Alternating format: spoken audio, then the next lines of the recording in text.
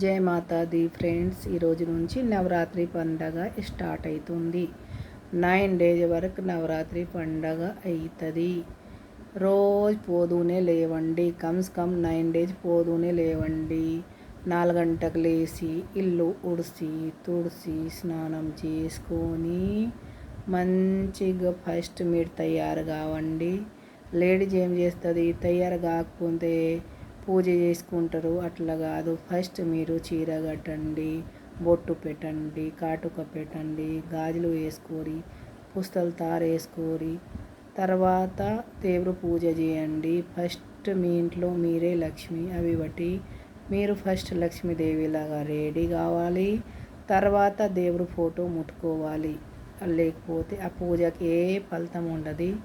First మీరు లక్ష్మీ రూపాలు మీ ఇంట్లో ఉంటారు. అవి బట్టి మీరు లక్ష్మీ రూపంలో ఫస్ట్ రెడీ కావాలి. ఫస్ట్ స్నానం చేసి బొట్టు పెట్టుకోరి, కాటుక పెట్టుకోరి, నగలు వేసుకోరి, గాజులు వేసుకో, బొట్టు పెట్టుకో, మెటల్ ఇంకా పట్లి అన్ని విధానంతోటి రెడీ అయినాక చీర కట్టండి.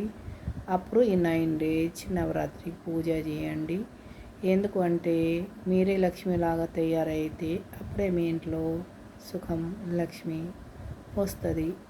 మీరే ఒక నైట్ వేసుకొని ఆ పూజ చేస్తే బొట్టు లేదు, మెడల్ తార లేదు, గాజులు లేదు, పట్లి లేదు, ఏం పూజ చేస్తారు మీరు?